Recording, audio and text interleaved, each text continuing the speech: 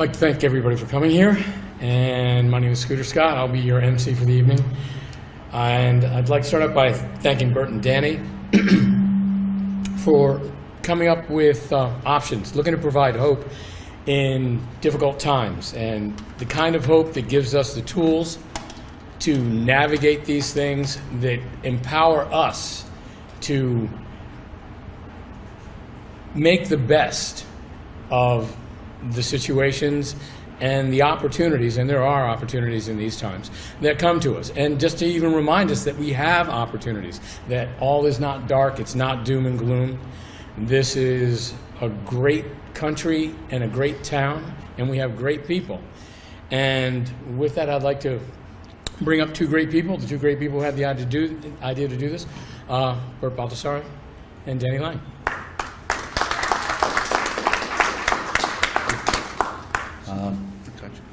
Bert Baldassarra. So first of all, I want to thank you all for coming out tonight, and I want to thank everyone at home that's watching. Thank you. And I want to thank our three speakers who took the time out of their busy schedules to help us and come forward and bring out information.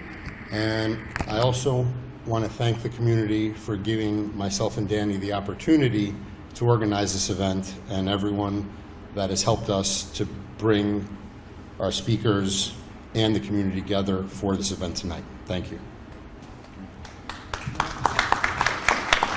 Thank you, Bert. Again, thank you. I appreciate everybody coming out tonight. Thank you so much for you folks coming out. And I just want to say afterwards, if perhaps somebody you know is being affected by what's going on, and there's something that you like, maybe you heard that sounds like something you might want to relay. These folks are available on the side after the meeting if you don't want to ask your question out loud. So thank you so much again for coming by. We do appreciate your attendance, and thank you.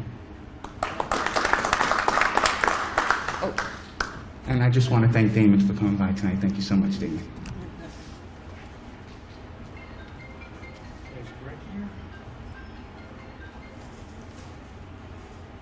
Okay, well, our first guest is going to be Dr. Donna Martuge. She is a leader in the field of education, psychology, and emotional and behavioral interventions for children. Donna has over 25 years of experience in our schools and communities. She is a consultant to children, parents, and families, helping to support their success in school, at home, and in life.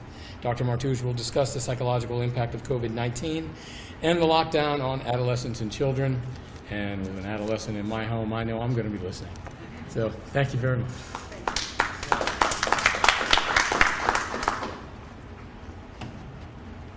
Thank you. I'm going to take this off now. Thank you, and thank you everybody for coming. I know that that's not an easy thing to do right now with the way things are going, and I greatly appreciate you being here. So thank you for being here. My name is Donna Martuge. You just heard a little bit about my background. I've been working with children for a really long time. I hate to say how long because it really ages me, but it's well over 25 years. So it's a passion of mine. It has been for a really long time. COVID has had an impact on our children, and I think it's had an impact on the adults, right? If there's an adult in this room that has not been impacted in one way or another through COVID, would you raise your hand? Right. So, and that doesn't mean that you're physically sick, right? It means that there's other stressors that could have happened as a result of COVID happening. But before we start, I really just want to actually say I like to lighten things up a little bit first before we get into the heavy conversations. So I'm going to do with you some of the things that I might do with some of the kids. And if I could just ask you guys to just stand up for a second, please. Awesome. Thank you so much. What great listeners. You do much better than the little ones, I have to tell you. All right. So just do for me, we tell kids all the time, I want you to breathe. I want you to breathe. We don't breathe right. Do you know that you don't breathe right? Our immune system is tremendously impacted by our breath. A correct breath, if you're going to do diaphragmatic breathing and you're doing it for your health, is you want to really breathe in through your nose and do it so deep that you can feel your belly button lift. And then you're going to push it out as though you have like a straw in your mouth and you're trying to have one of those paper fights with a straw and you want to blow it across the room at your best friend because she's not paying attention to you or something like that. So when you're releasing it, you actually want to blow it out and go as hard as you can. Now, you don't have to do that in here right now because we have the masks on and all of that, but I want you to understand when you want to show your kids an easy technique, if you do that for literally 60 seconds, your pulse and everything will actually change immediately. Physiologically, your whole body will change. I'm going to give you one more before you sit down.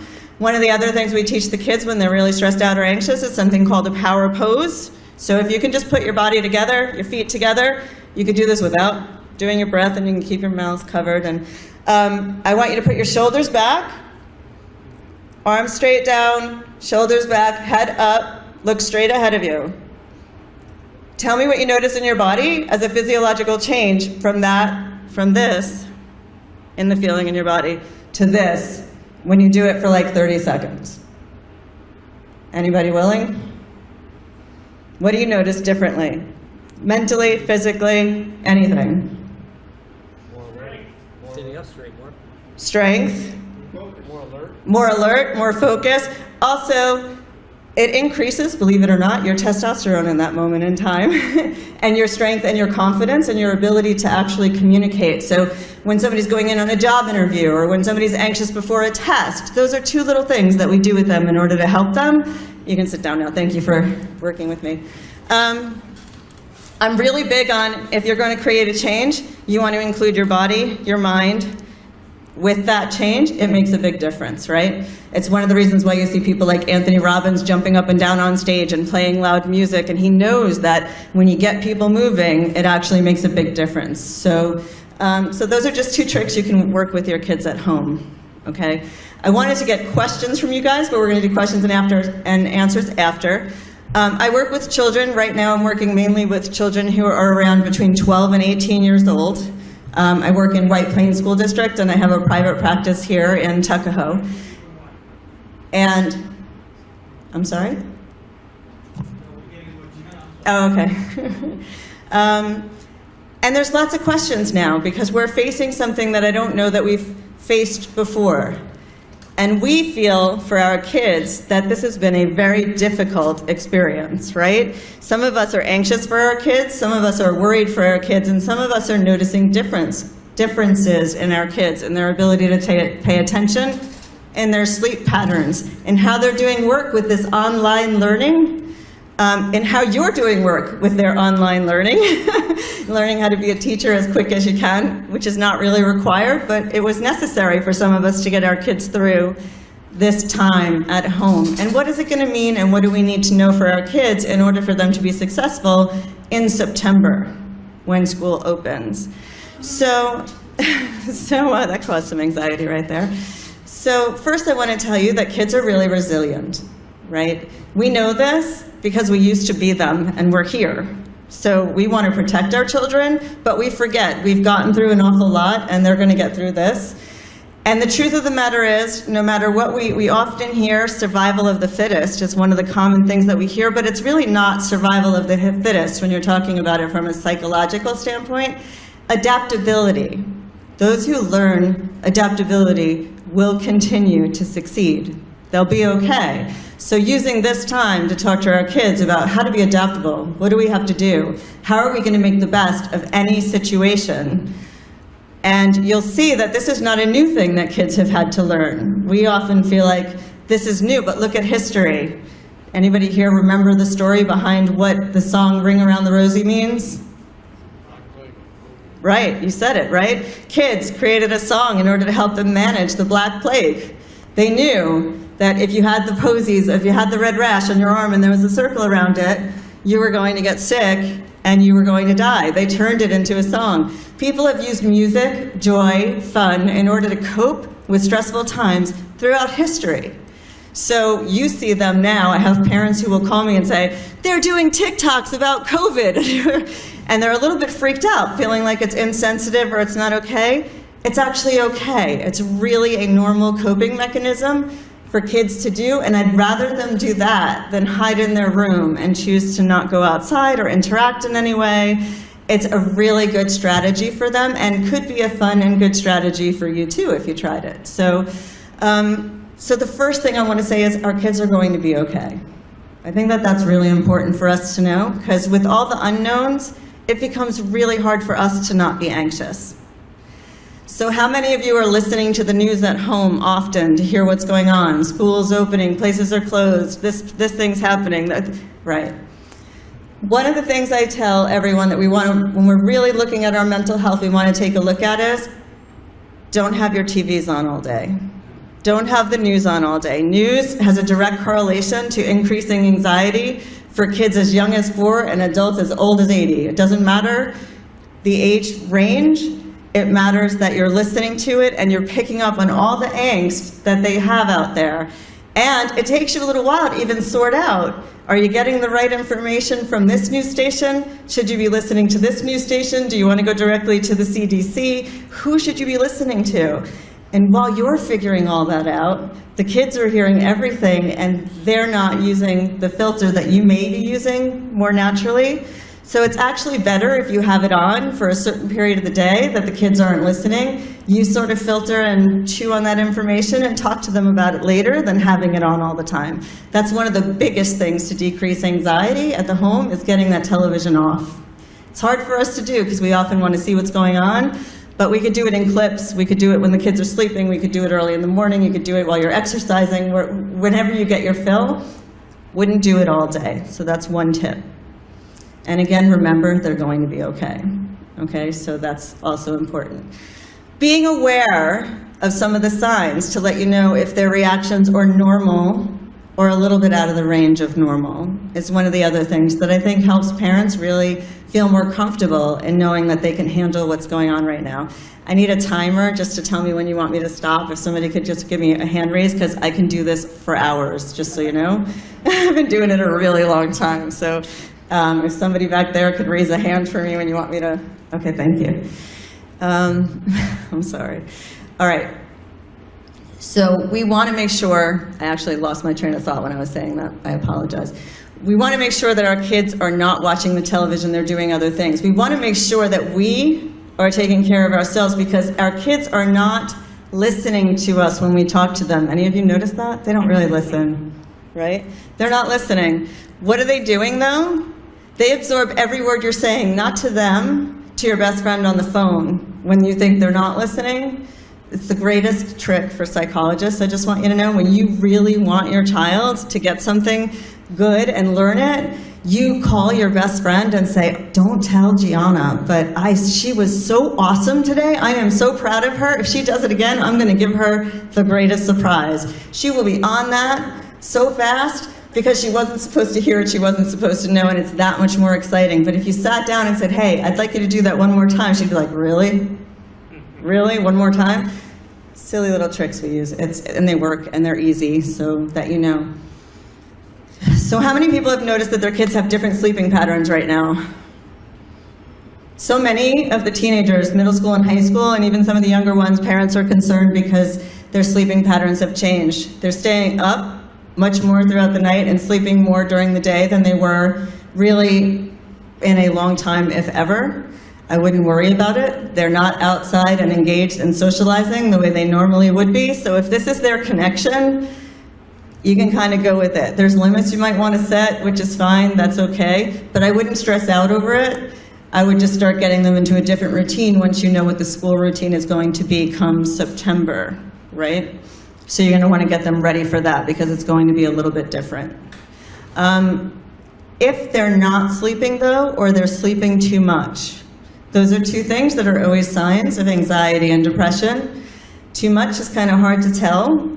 It's a little bit easier now. The weather's nicer. We can get them to the park. We have places we can take them a little bit. For a while, it was hard to tell because nobody was leaving their homes, really. So it's sort of like, well, are they just in their room because they're bored? Or, so I say engage them. Play a game, sit on the floor, go for a walk around the block, take them somewhere where you feel comfortable.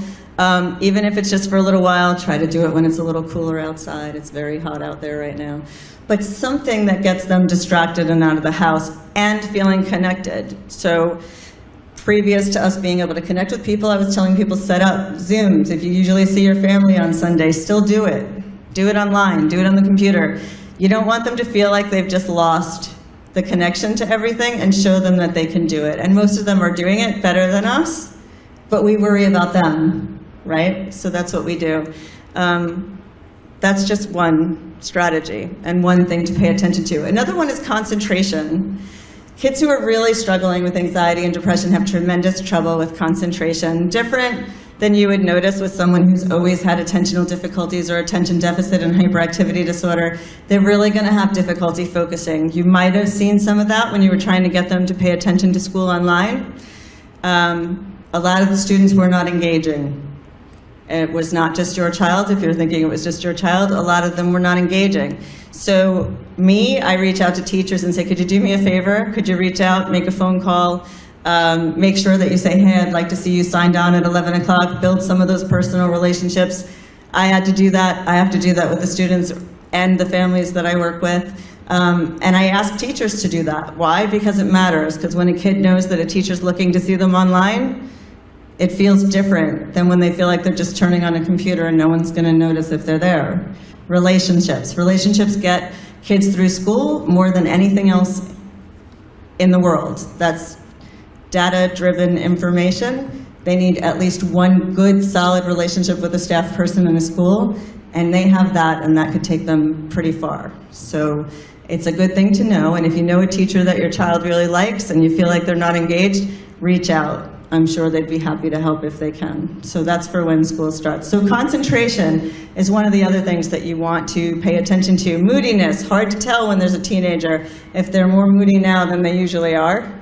But you know them, because as parents, I think you know your kids better than anybody in the world. And if you feel like something's not right, then pick up the phone and start asking someone whom you trust, or call someone like myself and ask, this is what's going on, I haven't seen this before, is that just the times? Ask some questions, because I really believe that anybody, if there's anyone who knows, it's you guys. You know better than anybody else. Okay. Anxiety is one of the biggest things that has happened for our teens and our kids at this point in time. I talk to them all the time, every day. You get a lot of their anxiety comes out in sarcastic comments. I often call them sort of like off the door comments, like the comment that they'll say when they're walking out the door and you can't respond. They sort of will drop that bomb in your lap, like, oh, well, who knows if I'm even going to make it here next week, because look at the way the world is right now. And you go, okay, that's the way they want to end this session. We can't end it like that. But those comments will often say how they really feel, with feelings that they don't want to address necessarily or don't feel ready to address right now. So they throw it out at you as they're walking out the door. And they're pretty intense things. You don't have to stop them in that moment, but you want to go back to that conversation. And you can have some of these conversations in a fun, light way.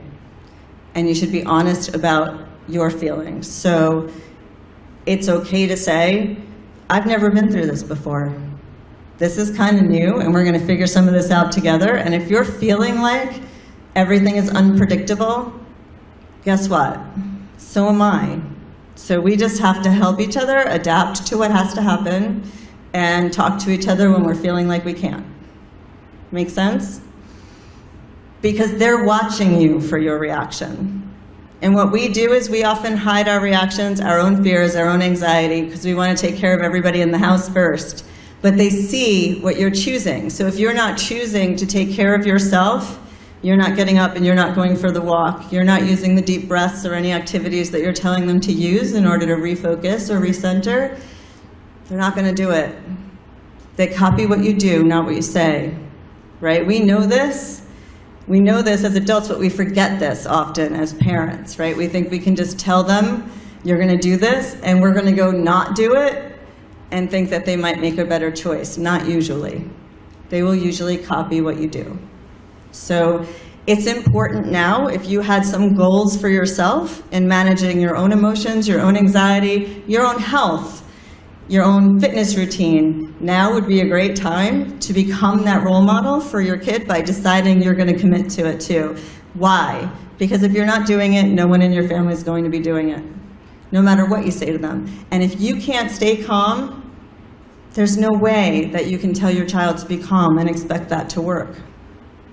So one of the things I tell all caregivers at this point in time is the same thing you would say if you're on a plane and they talk to you about the emergency lights going on, and you make sure that you take that oxygen mask for yourself, right? You have to make sure you take care of yourself. Why?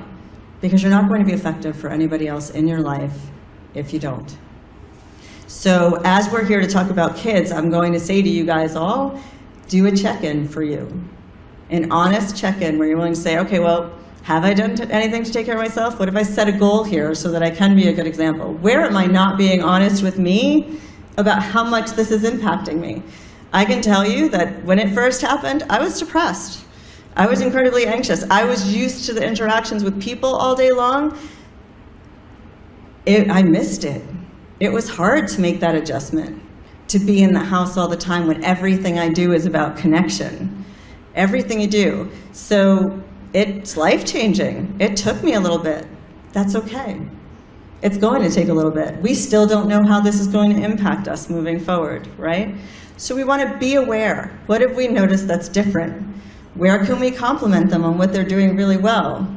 There might even be something that they did that taught you something that you could do better, and you want to let them know that.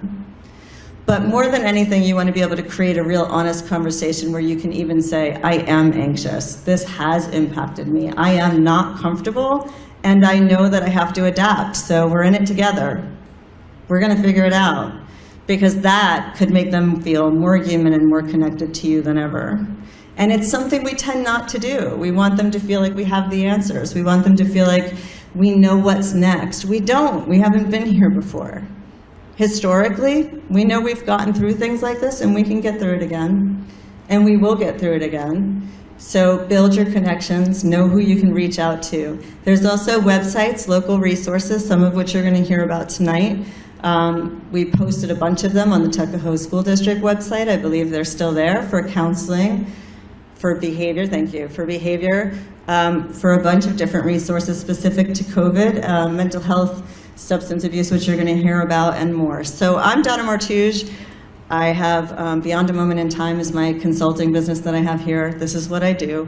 I will be here to answer questions. I am so happy to see all of you here. I hope that anything that I said, some of it you were able to take away. And I am grateful. Thank you, everybody, for having me.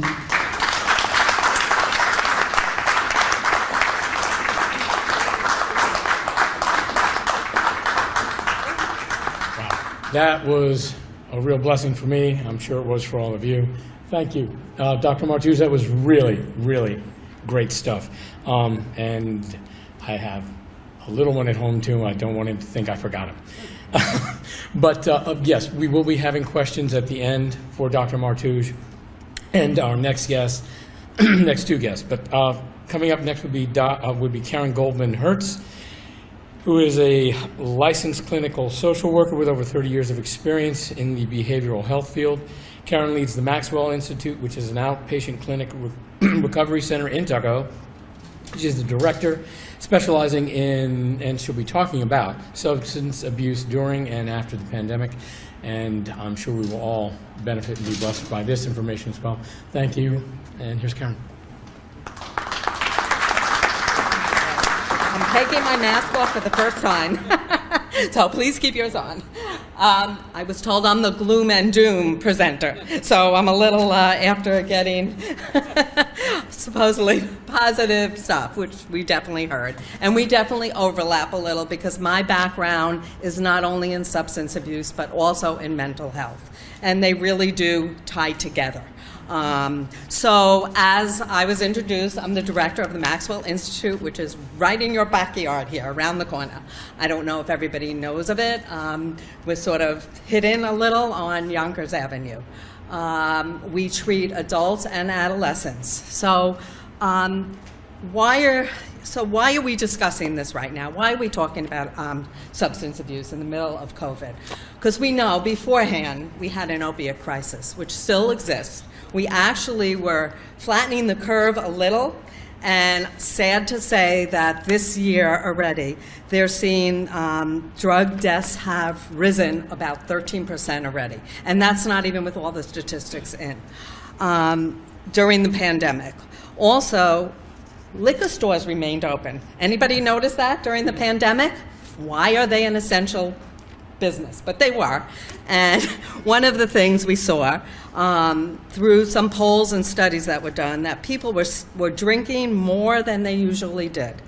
And this is mind-boggling, but the sales in the liquor stores were up 52%, and online were up 500%. That is a huge number, and for me, very concerning.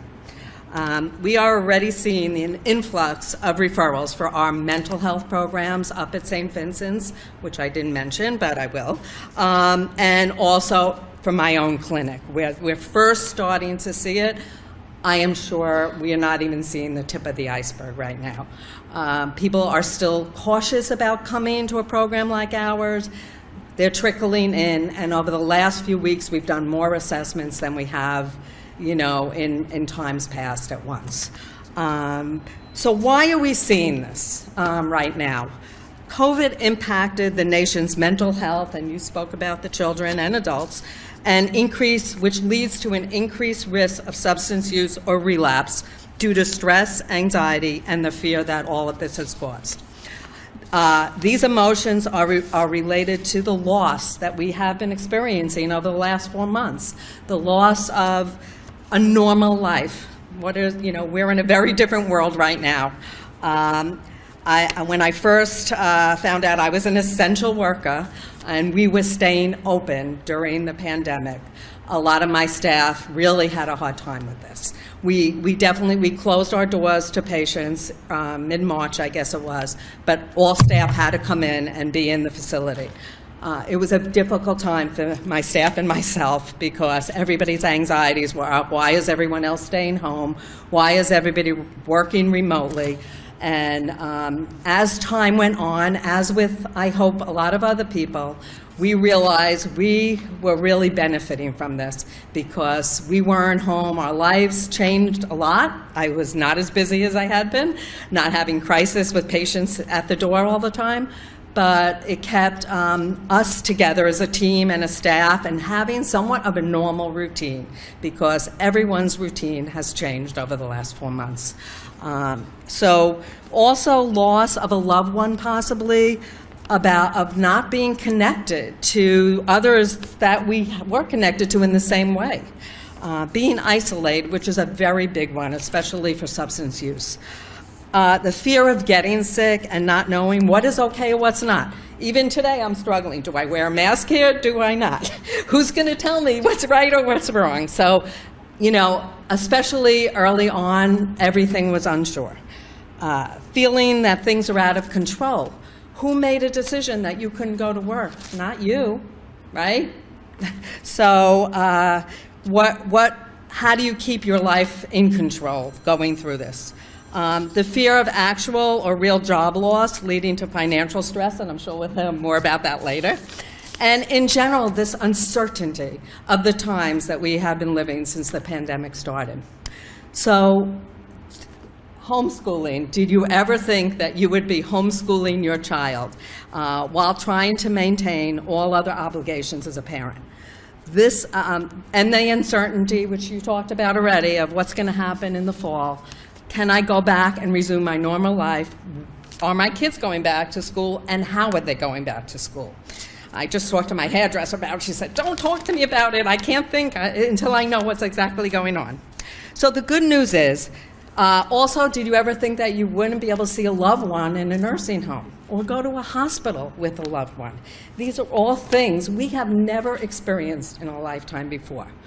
The good news is, slowly, some of these restrictions right now are loosening a little. A patient called and told me she was able to go see her mother in the nursing home for the first time. So I think she did it outdoors. So that's good news. But it's important to step back and look at how you all got through the last 4 months. What internal resources did you use to cope and are still using? Because for you all to be here right now, I want to commend you because you used some internal resource to feel safe enough to come here tonight. And I do want to applaud you in this heat especially. So universally, everyone has experienced some of these emotions to some degree over the last 4 months, and everybody copes with them differently. A poll completed stated that half of the Americans reported their mental health had negatively been affected during the pandemic. For some of these emotional states, it could lead to more alcohol use or drug use to cope. And in doing so, there is a risk of developing an addiction. So these emotional states may have also impacted a person who had a period of sobriety. We work with many people who have been in sobriety, and during the pandemic, they couldn't maintain it because of the difficult times that they had in their life.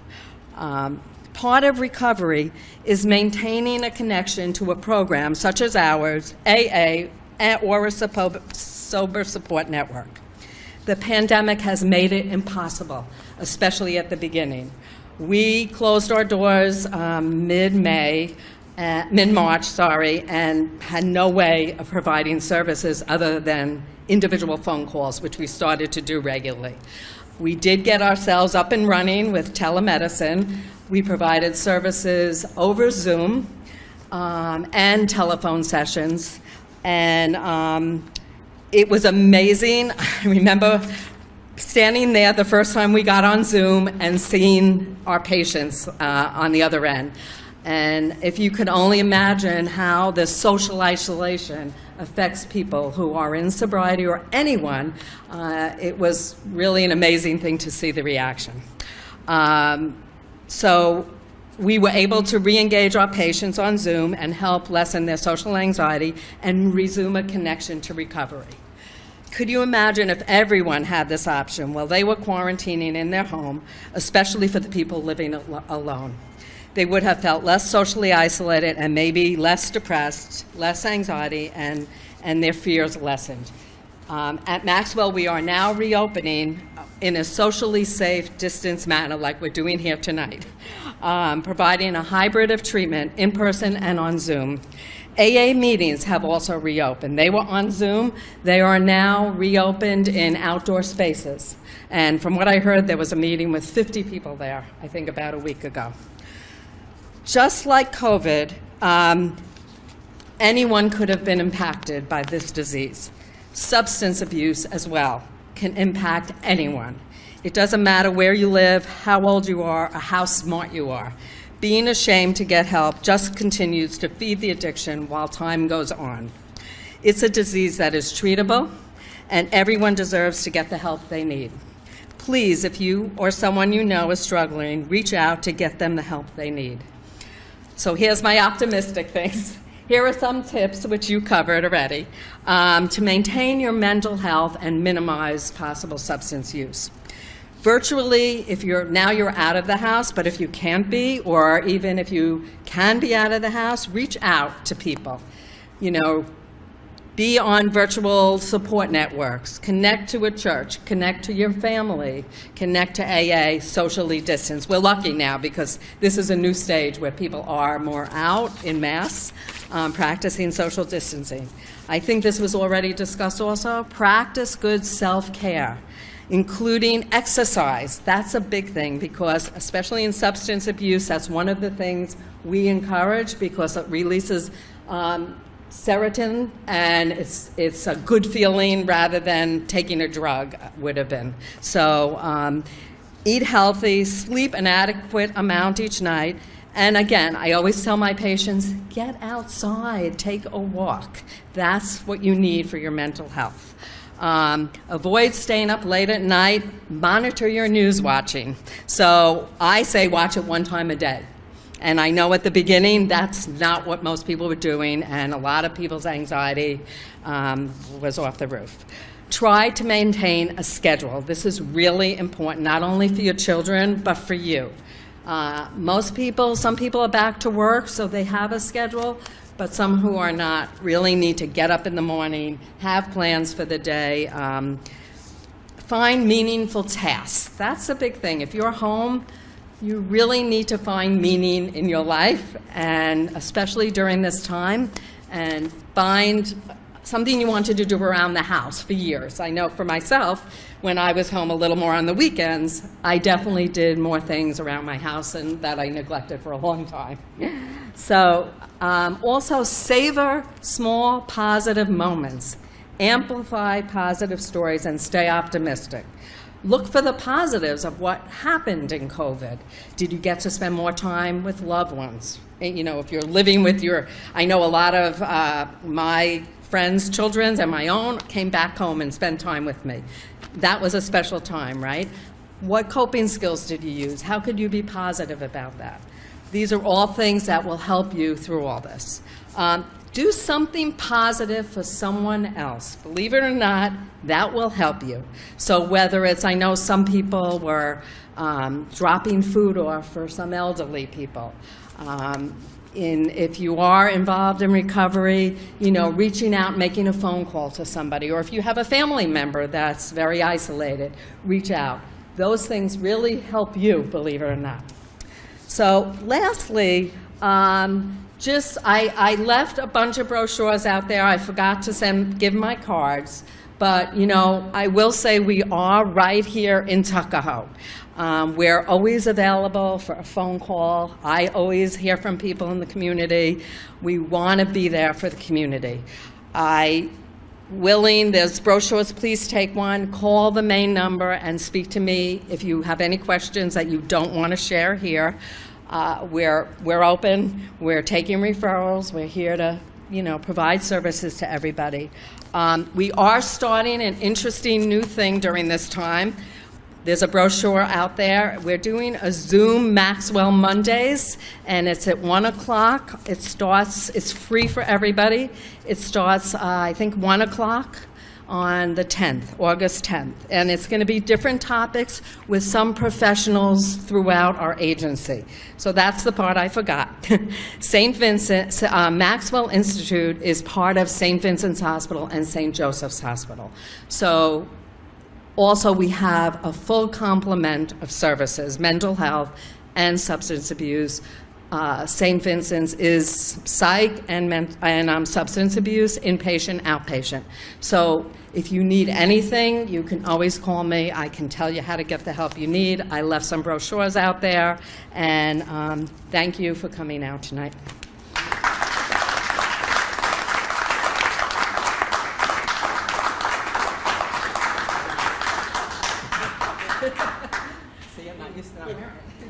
Thank you very much, Karen. That was great. Again, good tools, good blessing information that helps us navigate this stuff. And I love how you address the issue of shame, which keeps so many people trapped. And as we know, the best way to attack shame is through connection. And it's just great that you address that, because it's such a block. So thank you. Our next speaker is going to be Jim Coleman, as my phone goes away. Hold on. Had it all queued up. Stand by. Okay. Jim Coleman is the president and CEO of Coleman Crest Advisors. He's an economic developer, author, consummate dealmaker, Fortune 500 executive, and, as we're about to find out, a high-energy motivational speaker. Jim's going to be addressing the financial challenges and job loss as a result of the lockdown, and he'll be discussing hot job sectors, post-COVID, and 21st century job skills that employers are expecting. Please give a word. And Jim.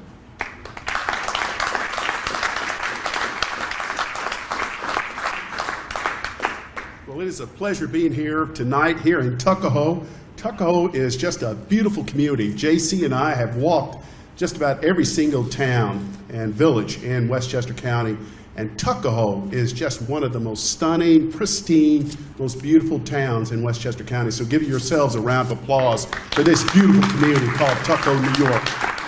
I want to thank Mayor Greg Weezy for inviting me here tonight, as well as Deputy Mayor Danny Lang and Bert Baldassarra for being here also and being a great community leader and helping to pull this together. Of course, my good friend John Serino is always on it, on trying to do the right thing for all of our residents here in Westchester County.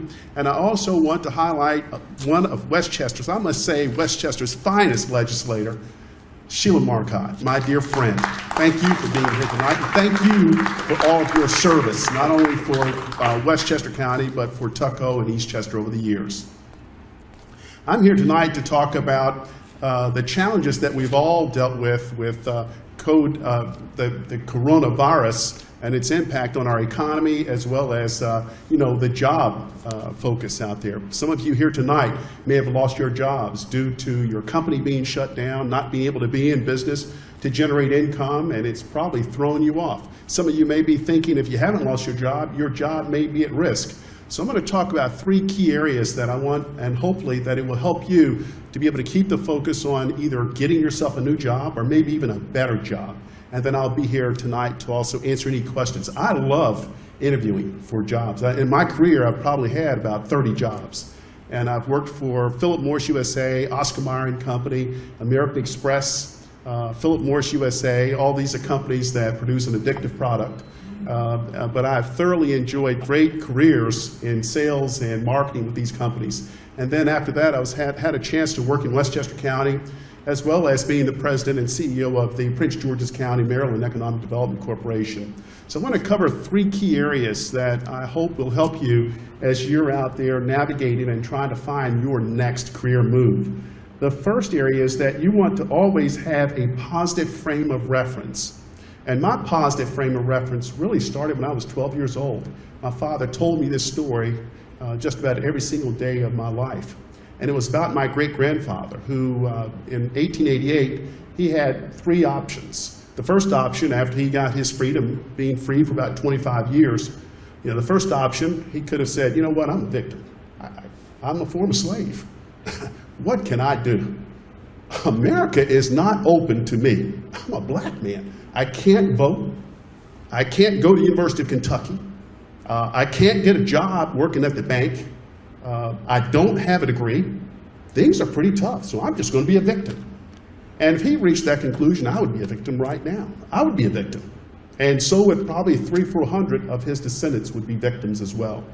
The second option that he had back in 1888 was to retreat. Retreating, some of my relatives who grew up on the same little farm that I grew up on, they left and said, to heck with it, I'm out of here. I'm not going to march, I'm not going to complain, I'm going to Liberia.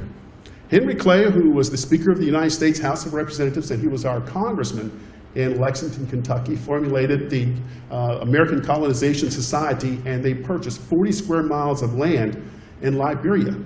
I had one of my ancestors, his name was William D. Coleman, who grew up on a little farm that I grew up on. He and his mother, they left and got out there. And if I was back there, I probably would have too. I probably would have said, it's like going to Silicon Valley. It's got to be better. And they left, and he later became the 13th president of Liberia. Now today, most of his family members have come back to America because of so much civil war and strife. And that country really suffers a lot. And many of my relatives who I've met now 4 years ago, they're back here in America. The third option that my great-grandfather had was to seize the moment and to focus on not what's wrong with America, because a lot was wrong back then, more than today. Some of the complaints that you're hearing on CNN and MSNBC, give me a break. We're talking about real challenge that he had. But with all of the challenges that he had and all the mistreatment that he was experiencing because he was a black man, he said, I am going to seize the moment and focus on the controllables. And at the time, Booker T. Washington formulated the Union Benevolent Societies all over the United States. And at the time, many African Americans were using that to be able to borrow money to buy land and to bury their loved ones. And my great-grandfather took a note out for $1,200 at the local Union Benevolent Society. It was in Uttingertown. And he purchased for $1,200 the farm that he tilled as a slave. He bought it from John Darnaby, and he raised 5 children on that farm. Within one generation, one of his sons, John Coleman, who is my grandfather, raised 7 children on that farm. And that was during the Great Depression. He and his wife, Molly, sent 6 out of 7 of their children to college during the Great Depression because of that one purchase from my great-grandfather. And John had one son. His name was Sam Coleman, who is my father. My parents, Sam and Cleo, raised 5 kids. And Coleman Crest Farm paid 100% for me to go to Howard University. And it all happened because one person decided not to be a victim, not to retreat, but to focus on the controllables and to seize the moment. Can you imagine? I mean, what we're dealing with today was nothing compared to being a former slave with no rights, and he died loving America. What excuse do I have today? Okay, what excuse do I have when I'm confronted with challenges? So those are the 3 things you want to think about when you're dealing with this so-called challenge that we've got, the pandemic, and it's got us all crazy. It's been a very difficult time. But I want to go into the second phase. The second key thing that you want to do to be successful in your job hunt and your next move is to be resilient. And I saw on TED Talk, I watch TED Talk at 1 o'clock in the morning, and there's so many fascinating free speeches that you can get that are about 16, 18 minutes that you can walk away and start your day. And I recommend looking at TED Talks on just about any topic because they're fast and they're practical and to the point. But they had this psychiatrist one time talking about resiliency, and she had lost her daughter in a car crash. And she said these are the 4 things that she really did to help her to be resilient. The first thing is, and I'm looking around right now, we're all adults, she said, shit happens. Life is tough, okay? Life is full of suffering from the moment we're born. I know I cried when I came out of my mother's womb. I was crying. It was cold. Everything was great. I could hear my mother talking. It was warm, and when I was born, it was a nightmare. I remember it. My mother said I was crying loud, and the doctor said I was mad, and I was. And suffering for me started on August the 21st, 1960, and I have been suffering ever since. Now, I love America, and I love life. But my pandemic started over 15 months ago. My COVID-19 did. My wife, Kathy, came down with stage 4 breast cancer on April the 8th of 2019. And so my pandemic hasn't been just the last 3 or 4 months. It's been for the last 15 months. And we fought like crazy to take cancer on. We went through immunotherapy. We went down to Mexico and learned all about the neat things that they were doing. And she was doing extremely well. She didn't lose any of her hair. She didn't want to, she was a fighter. She wasn't into wanting to do the chemical route. We wanted to do this safe way of, building our immune system. And it worked for about a year. And then in February, it came back very aggressively, and it took her life on April the 3rd. And I have just about lost my mind on dealing with that.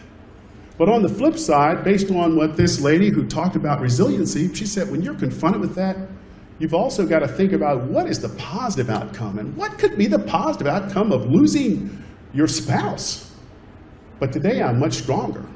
I'm stronger in helping other friends who have experienced loss. My congressman who's in Lexington, Kentucky, he just lost his wife 3 weeks ago, and she was 39, my wife was 58, and I knew how to call him and what to say. And it wasn't, I'm sorry, I wish I could be there, but COVID won't allow. I got right into, dear Jesus, thank you for being the Lord that blesses all of us. Please look out for Congressman Barr and his children. Let them know that you love them. In Jesus' name, amen. And I said that to him, and I texted that to him. And I knew that from what I experienced. All of my friends, it has been lonely. That's why I'm here tonight, JC, because it's lonely being at home, Sheila. My wife's not there. I have not even had a chance to have a funeral for her. I took her to North Carolina and gave her a graveside burial, but I have not yet been able to have a funeral. And we're going to have it at Howard University. But I'll tell you, it's helped me to really understand and to be stronger for others, but to really understand that life is challenging, but you don't give up. It's back to being like what my great-grandfather said. What are you going to do, give up? I'm not the only one that this has happened to. Look at Congressman Barr, had it all. It's happened to other families. So what I've got to do is focus on the controllables. I've got to focus on the things that are positive out of the loss of Kathy, that this past year was the best year of our marriage. We didn't argue. We didn't fight. We focused on important things. We fell in love again. And when she passed away, I was in love with her and she was in love with me, I think. I think, Sheila, I think, Kathy, I hope she is. You know, the money that she managed for us, thank God she didn't listen to any of my advice over the last 36 years, because I would right now be a pauper. But the way she managed our money, I'm now going to be able to set up a trust fund for her in her name at Howard University to be able to help give 10 kids $10,000, not for 1 year, but in perpetuity. So, you know, we've got to focus on what is the good that comes out of these challenges. So now let me flip into some of the key things that if you're looking for a job, the next thing I want to talk about is if you're looking for a job, make that your #1 job. Everyone in here is unique and special. All of us were born with certain unique skills and certain gifts. And so what you want to do is to, #1, assess your skills. What am I good at? What am I going to do for the rest of my life? I've had a COVID vacation, so it's time now to say, well, what do I want to do? What kind of money do I want to make? We live in the finest country in the whole wide world, and you live in one of the finest towns in the whole country, and one of the finest states, full of opportunity. What do I want to do? There's so many fascinating careers out there right now, and it doesn't make a difference what you look like, what your skin color is, what your age is. There are going to be so many employers looking for people that are ready to just come back to work, quite frankly. There are a lot of employers that right now are complaining that they can't compete with the government because the government's paying their employees more, and they're looking for us to come to work. You've got to think about when you're looking at assessing your skills, it's not, you know, I like working with people. I'm positive. Well, guess what? That's safe driving. You've got to think in terms of what problems can I solve for my future employer? And those problems are, if it's a private company, they want to increase sales. They want to reduce cost. They want to improve productivity. They want to fire up their sales organization. They want to be well thought of in the community. They want their brand to be positive.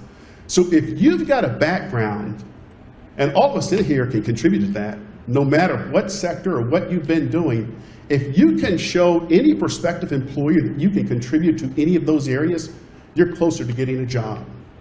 The next thing that you want to do after assessing your skills is to develop the right pitch.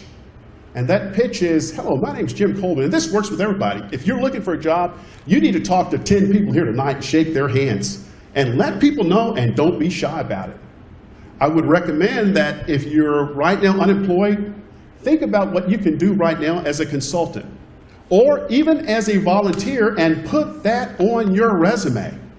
If you want to be, while you're unemployed, you want to work at the Red Cross and you want to work in social services to help people to deal with the challenges that they're dealing with, put that on your resume and ask the person at the YMCA or the Red Cross, will they be a reference for you when you have that on your resume? Because employers really, and each of you who are, even if you're not an employer, you would want to hire somebody that's probably already employed and that's looking for something better. So in your pitch, you want to be able to highlight, #1, say your name. I can't tell you how many people walk in when, I've tried to help people, they don't even say their names. Second thing is you want to get straight to the point about what kind of career opportunity you're looking for and why you're uniquely qualified to be able to do that job. The third thing is you want to think through, and tonight, if you're right now unemployed, when you get home, you write down 10 people that are in your current network. I would start off with my pastor. I would start off with the mayor, anybody that you know that's got power or influence, both at a company or in the public. You write their names down and get in touch with them and ask them, hey, I'm looking for a job. I want to be a plumber. And I'm going through some certification right now, but I'd like to get a job at one of the best plumbing firms here in Westchester County. Any recommendations? The fastest way to get a new job is through your own personal network. Okay, and you want to rely on that as much as possible. The next thing that you can do is to look at all of the different job sites that are out there. Indeed is full of opportunity. If you're not on LinkedIn, I don't care what job you have, whether it's plumber all the way to being president of whatever company, you want to get your profile on LinkedIn because people are on LinkedIn right now hustling like crazy, and it's 24/7. And there are all kinds of ways that you can reach out to people to say, hey, I'm looking for XYZ job. Do you know of anyone that's hiring? as well as LinkedIn is really good on being able to show you current opportunities that are available and apply for those opportunities. Once you apply, you can also find out who the hiring manager is. Now, I'm from Kentucky, so I tried my best to make that the hiring. I say hiring, so I'm really saying hiring. You all know what that means, Sheila. Hiring the person that's going to give you a job, not hiring. Hiring. That's what I was saying in Kentucky. Hiring. They're like, hiring? What's that? Are you saying iron? No, hiring. The hiring manager is on LinkedIn. Get their profile, type it in, and send them a message to say, I want to drive performance in your company. I want to increase sales. I want to reduce cost. You say what you're good at, and put that in there and keep it short and simple. And find out their contact information, send them a message, and call them the next day to book an appointment. If you're looking for a job and you haven't had any appointments in the last 3 weeks, guess what? You're probably going to be unemployed for the next 3 or 4 more weeks. So until you start getting face-to-face or Zoom appointments with the hiring manager, you're going to find yourself not employed. So you want to have these interactions. You want to get these interviews. You want to make sure that your resume is not a job description. If you're in sales, you don't want to sit there and say, well, close deals, complete CRM, explain things to customers. You want it to be accomplishment-based. I delivered this kind of increase last year in my market. You want it also to highlight your skills that you're good at. I reduced costs by 32% or increased sales by 52%. You want to make your resume to where when somebody looks at it as a standalone document that they can't wait to reach you. And the way that's going to happen is that they're going to look at it and say, this person can help me solve problems in my organization. So you want to make sure that your resume is crisp, accomplishment-based, and that it's grammatically correct, and that you've got quantifiable accomplishments in your resume. And then once you get your big job interview, get to the point on that. Go in, prepare, know all about the hiring manager that you're meeting with. Again, we're in the age of the internet. You can get information on everybody in this room within seconds. There's no excuse to go into an interview and not know the person you're interviewing with and not know their personal background. When I go in to meet with people, when I've interviewed, I'll sit down, hello, Fred, how are you doing? I'm doing fine. Fred, now you and Susan have a black Labrador, and your 2 daughters, Jamie and Susan, they love it. How'd you know that? What you have to do is get on the computer and go to Google and look. But you got them. You have seduced that person to where they can't even think anymore. They just can't think. You have clogged up their ability to think. They've canceled out all of your competition, and guess what? You're going to end up getting the job unless you mess up going forward. And from there, all you have to do is just get right into why are you there and what you can do for them. Treat them like they're your new customer, that you are there to help them. They are not there to help you. They're not looking for somebody, I've got to find somebody to pay today. I've got to get rid of this money that's in my bank account. I wonder if JC knows anybody I can give $30,000, $50,000, or $100,000 to today. They're looking for somebody to solve their problems. And guess what? You are that person. So once you explain all the details from why you're there, one of the big questions a lot of people, when I interview people, that they can't answer, that you've got to answer is, so tell me about yourself. Most people respond by saying, what do you want to know? You've lost the job at that point. When they say, tell me about yourself, I kick it in gear. Well, now, I grew up my great-granddaddy was a slave, and I grew up in Lexington, Kentucky, and they're like, whoa, stop at 1888. How about get to 1999, Coleman? Oh, okay, okay. And just be prepared to talk about your story and get to the point and make it relevant to that customer's business on why it's important. And then at the end, ask for the job. Don't walk out there when they say, you got any questions? Yeah, when do I start? That's the best question you can ask. Yeah, when can I start? When are you going to make a decision on this job? I want this job. I want to make it very clear, I want this job, and I'm prepared. I want to give my current employer 2 weeks' notice, but I can move it up if you need to. But I'm prepared right now to start on August the 1st. What about you? Get to the point and close the deal. And then after that, when you get back home or when you get in your car, again, we've got phones today where you can automatically send that individual, and you should have that note already made before you go in there, send them a thank you email immediately. As soon as you get in your car, quite frankly. you should send them an email off your phone that you've already produced before you even went in there to thank them for their time and that you look forward to following up. That's what I've done to help me to get over 30 jobs. I've made a lot of money. I've had a fascinating career, and I've had a lot of fun. And you too can. You can also. Take advantage of this time. This is your time right now to get ready for the next. And this country and this area and Tuckahoe are full of opportunity because we have employers who right now want to get back at it and where they want to grow, and they need you. So I want to wrap it up. I wrote a book called Cut the Crap and Close the Gap. I think on page 63, I wrote this note down. Page 63, it's a chapter in there called, "Oh, I Wish I Were an Oscar Mayer Manager." It tells you all of my secrets that I used when I was at Howard University, Lou, to be able to get a job that I was unqualified for. They put me in their pre-management training program, and it was only for master's degree candidates that had top grades. I barely got in Howard University, and I barely got out. My awards, my wife got out cum laude, I got out thank you laude. I was thankful to be able to get out. And when I was interviewing for the job, my grade point average was 2.3. Now, the semester before, because I had changed my major and I had really caught up, but the first year or so, I was trying to be a doctor, and the doctor part didn't agree with me, so I called my mother. I said, "Mama, I'm getting ready to drop out. Baby, you can do anything. Just change your major to, you could be a preacher, you could be a businessman, you don't have to be a doctor." And she set me free. And I switched to economics, my grades got a lot better, and I was starting to get A's and B's. But I'd messed up my first 2 years because I was trying to be a doctor in something that I just wasn't good at. So by the time I was interviewing, my grade point average was like 2.4, and I was ashamed because I was still smart. I understood calculus, but I was getting D's in it. But when I switched, I started getting A's. So the guy asked me, he said, "Well, what's your grade point average?" I said 3.5. Now, I didn't lie because he didn't say cumulative. If he'd have said cumulative, I would have said, "I know I can do the job." But he said, "What's your grade point average?" Well, I looked at it and said, "Well, I got 3.5 for the last semester," so I said 3.5. And so after it was over, he said, "I'm going to give you a chance. I'm going to invite you to come out to Madison, Wisconsin to interview with our senior management team. This job, quite frankly, is only for master's degree candidates, but because you did a good job in this interview, I'm going to give you that chance." And I was prepared. And I hammered in that interview.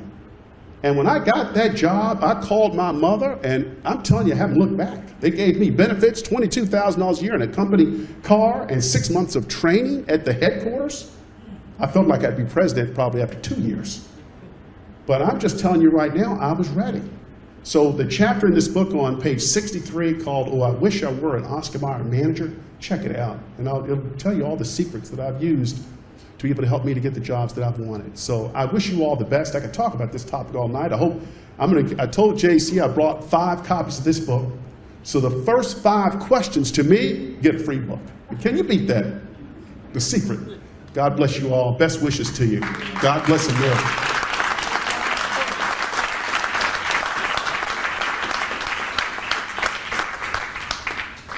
That was really something, Jim. A real blessing, and thank you.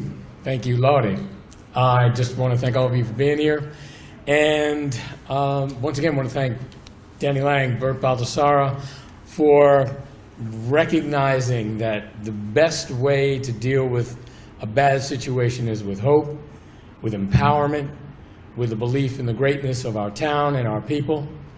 And Danny, thank you. Thanks so much for everybody coming out. We really appreciate it. I want to thank Dr. Donna. Wonderful ideas for the children that I'll be using. Thank you so much. And I'm so happy that Karen's back to helping her patients. That's terrific. Thank you, Karen, for your very important work. And I'll be taking your advice, your exercise advice. And also, I want to thank Jim for firing me up. I'm ready. Thank you so much. And God bless. Thank you so much for coming out.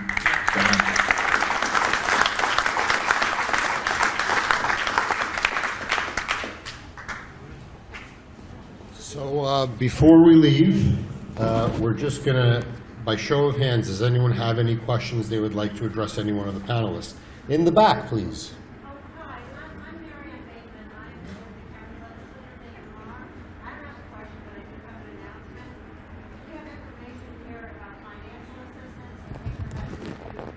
why don't you come up to the microphone? Okay. And why don't you just hang out over here by the flag for a second? Okay. Let's proceed with the Q&A. When that's done, we'll give you the mic, okay? Any questions? Questions, anyone?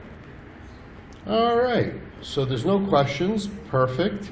Thank you all again for coming. And now we're going to hand the mic over to Mary.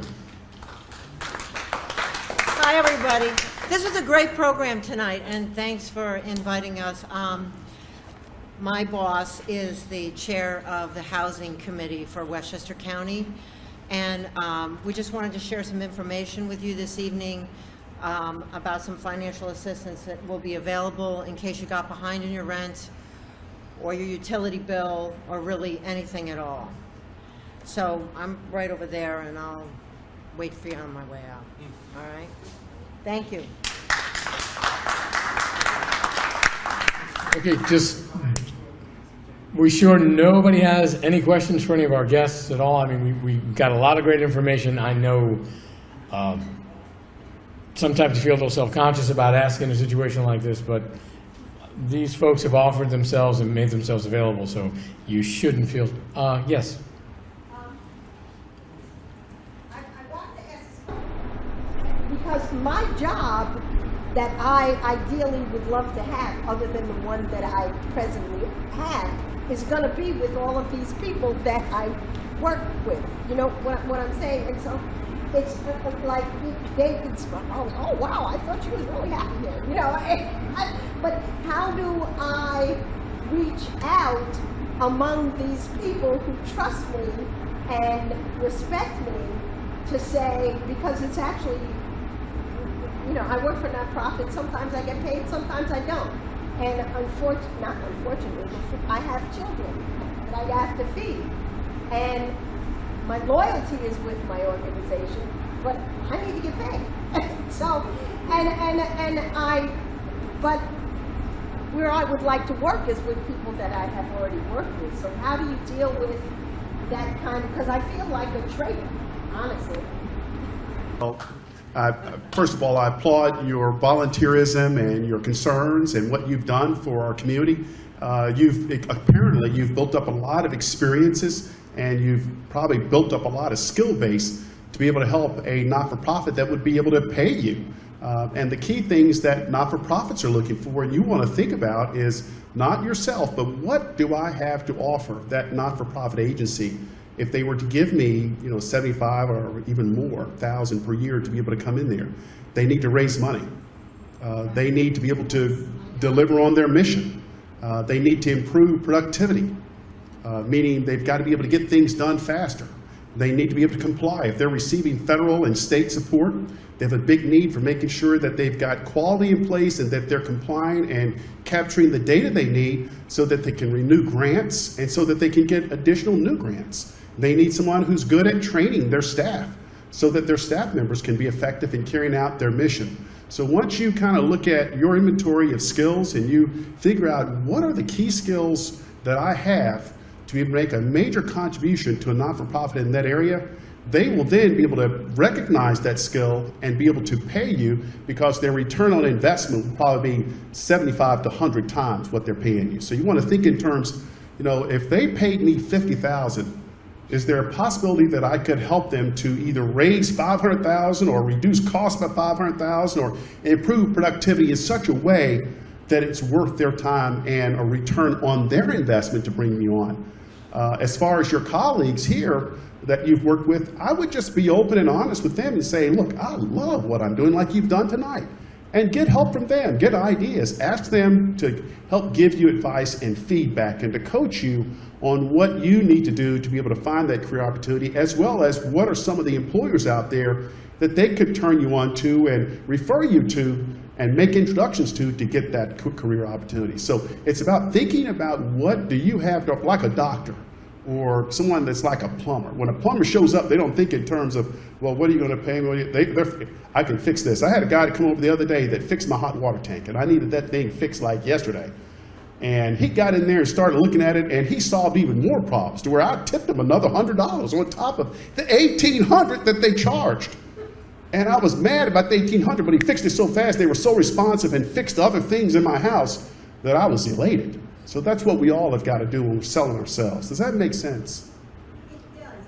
And I think that I'm very good at what I do. My thing is, I feel as if people are going to see me because I'm approaching Dave to come and work with him, or I'm approaching the senator to come and work with him.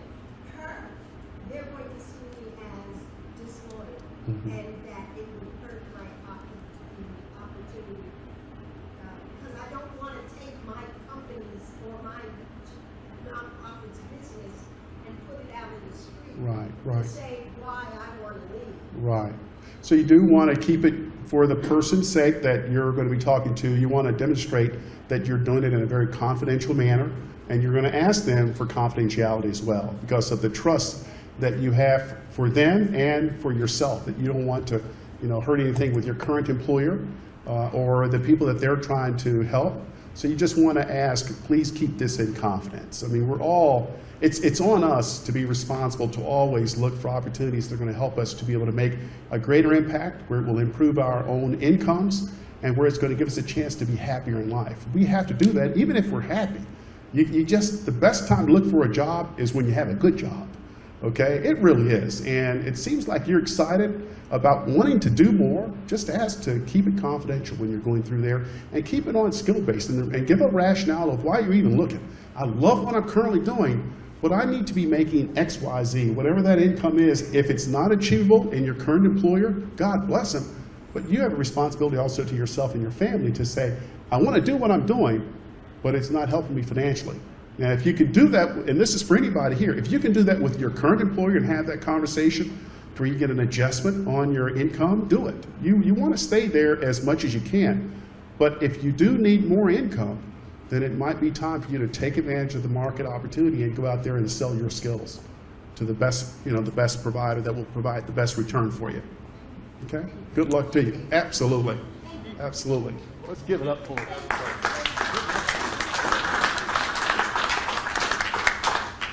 Jim, I heard your advice tonight, and I want to take it to heart, so I would like to seize the opportunity.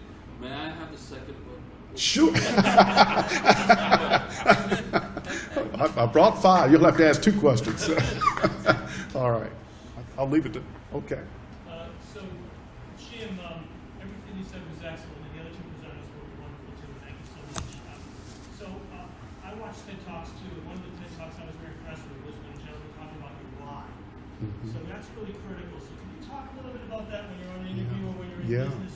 Having a why is important. Not the accomplishments are great, but what motivates you? What are you trying to accomplish? What's the why? That would be helpful. Yeah, I think the why part is very important. And one way that I remind myself on the why me is always when I think about what am I good at? Once I say that, a couple of those key things, I always go through the so what kind of method to say, so what? I mean, I've interviewed thousands of people, and I'll ask, so what are you good at? I like people. And I'm thinking to myself, so what? Because that's not within the realm of what I need. I need to increase sales, reduce cost, improve productivity, make things work better, build the enthusiasm on my team, train people, figure out how to solve customer problems, retain customers longer, get customers on board, acquire customers quicker. And if you're not saying those key things, then you're not answering the why part for me. And that's the way most CEOs and hiring managers are going to be looking at it. So you want to, the why part is why me? Why would you, out of all the people all the talented people you're going to interview, why would they want to choose you? And it can't be because you drive safe, that you stick within 55 miles an hour. That's expected. It's got to be, hey, here's what I've done in my career. And you've got to quantify it to say, let me give you an example. I believe in effectively collaborating with others. One thing that I did when I was the president and CEO of the Prince George's County Economic Development Corporation is I worked with major employers in Prince George's County to help me to find qualified workers who could work in the trades to be able to help us to build that whole facility within 24 months ahead of schedule and below budget.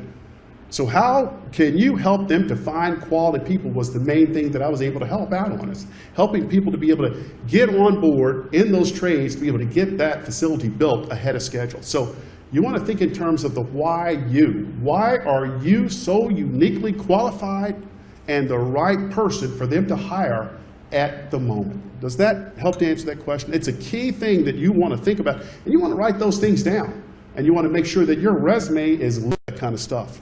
You know, with bullets on, I increased sales by 32%, reduced costs by 22%. I brought on 50 new customers. You know, I trained 5 employees. I was able to upgrade the productivity of the organization because I was able to replace 3 out of 10 of the employees who were not performing. And I quickly recruited 3 better employees, and our productivity is up 32%.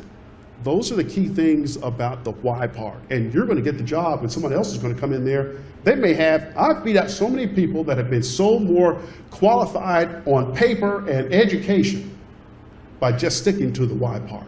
I love going up against people that have, you know, MBAs and, you know, gone to Stanford and Yale and Harvard. Look, they don't know the pig stories. They don't know how to cut the crap.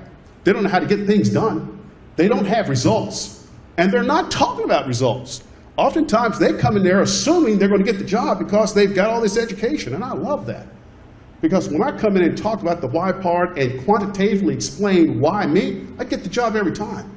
I've helped people to where I'll talk to them, and I've coached people on getting a job where I've literally taken their name, recorded the interview, and I said, look, I did this for my sister. I said, just do what I say on this video. And I recorded myself, and I went through about 10 questions. Memorize these answers, and you will get the job, and she did. Okay? And it was that way because I thought about her and her unique contribution that she would give to any employer, built her confidence, and all she had to do was to recite that, and she got the job because it was relevant to the employers that she was going after. So that's the why part. I love it. It's about why. Why me? Why me versus everybody else in the room? Okay?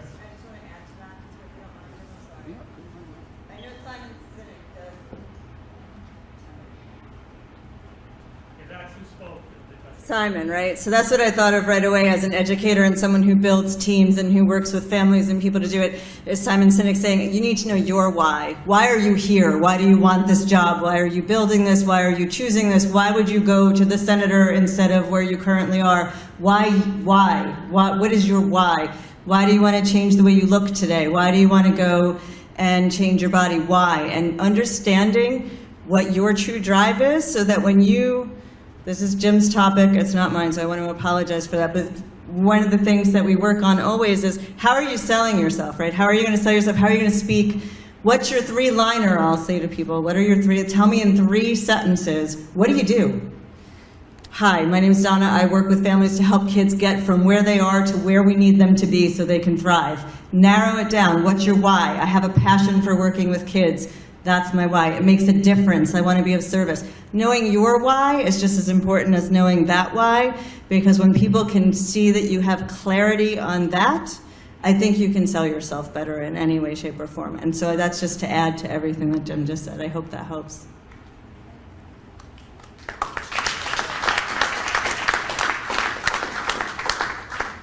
Just marvelous speakers. And with that, we're going to wrap it up. We'd like to thank Damon Mayer for being here, Mayor Luisi, all of the wonderful and distinguished guests that we've had this evening.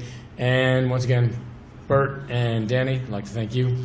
And God bless this country. God bless all of you. Yes, God bless the country and God bless all of you. And we want to thank one last person. We want to thank Scooter for presenting tonight. Thank you, Scooter. Have a great night.